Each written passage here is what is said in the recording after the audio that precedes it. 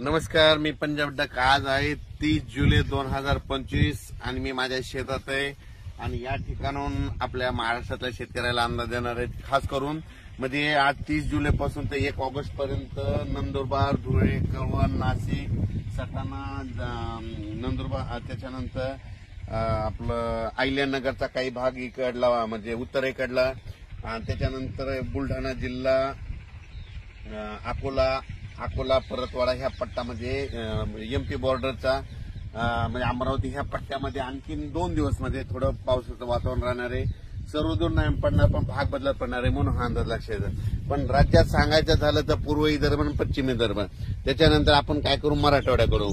मराठवाड्यामध्ये परभणी जिल्हा, हिंगोली जिल्हा, लातूर जिल्हा, नांदेड जिल्हा, वाशिम, त्याच्यानंतर बीड जिल्हा, धाराशिव जिल्हा, सोलापूर जिल्हा या भागामध्ये आणखीन आजच्या दिवस थोडं वातावरण राहणार आहे.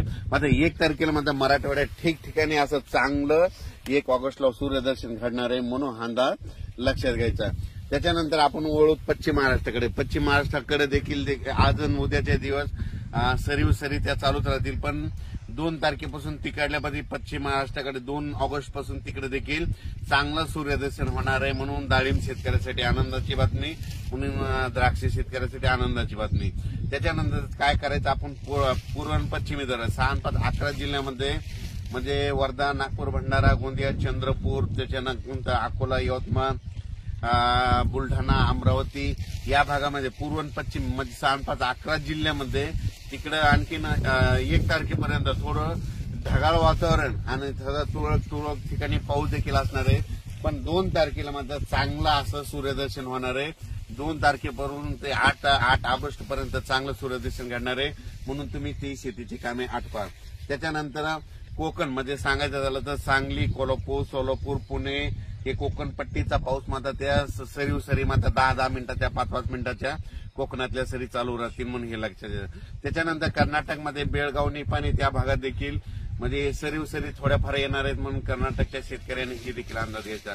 पण राज्यात परत तुम्हाला सांगू इच्छितो की आता परत 1 ऑगस्ट पासून ते 8 ऑगस्ट पर्यंत काय होणार आहे, चांगलं सूर्यदर्शन होणार आहे, पावसाचा जोर कमी होणार आहे. मग पाऊस नंतर राज्यात कधी येणार, शेतकऱ्यांनी कधी कामं करून घेतली. तर शेतकऱ्याला सांगू इच्छितो की तुम्ही काय करा, 8 ऑगस्ट पर्यंत तुम्ही शेतीची कामे करा. पण 8 ऑगस्टला तुम्हाला सांगतो की पाऊस कोणत्या प्रकारे कोणत्या भागात येणार आहे.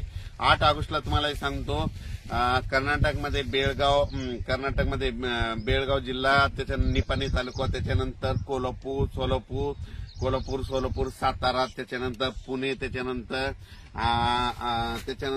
इकडे आपलं पंढरपूर, लातूर, धाराशिव, बीड, त्याच्यानंतर इकडे परभणी, नांदेड, यवतमाळ, चंद्रपूर ह्या पट्ट्यामध्ये मग 9 ऑगस्ट नंतर 9, 10, 11च्या दरम्यान तिकडे चांगला पाऊस येणार आहे म्हणजे पावसाला सुरुवात होणार हे लक्षात येतं.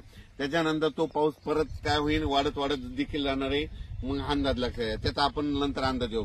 पण 9 ऑगस्टला मात्र ह्या पट्ट्यामध्ये चांगला म्हणजे काय झालं, पूर्व विदर्भामध्ये काय झालं, ह्या पूर्व विदर्भाकडे खूप पाऊस पडला मग इकडला पट्टा राहिला होता. तर आता निसर्ग आता काय होणार आहे म्हणजे ह्या इकडल्या पट्ट्याकडे 9 ऑगस्ट नंतर कोणता परत एकदा सांगतो, कर्नाटकमध्ये बेळगाव, निपाणी तालुका, त्याच्यानंतर सातारा, सांगली, कोल्हापूर, सोलापूर, त्याच्यानंतर पुणे, त्याच्यानंतर अहिल्यानगरचा दक्षिणेचा भाग, त्याच्यानंतर सोलापूर जिल्हा पूर्ण, त्याच्यानंतर धाराशिव जिल्हा पूर्ण, लातूर जिल्हा पूर्ण, परभणी जिल्हा, त्याच्यानंतर बीड जिल्हा जामखेडपर्यंत, त्याच्यानंतर इकडं नांदेड, यवतमाळ या भागामध्ये हा पाऊस येणार आहे 9 ऑगस्ट नंतर म्हणून हे अंदाज लक्षात येतात.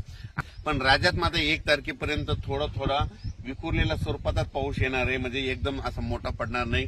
अर्ध्या तासाचा, 1 घंट्याचा म्हणजे 20 मिनिटाचा, 5 मिनिटाच्या अशा सरी मात्र आणखीन 2 दिवस वातावरण राहणार आहे.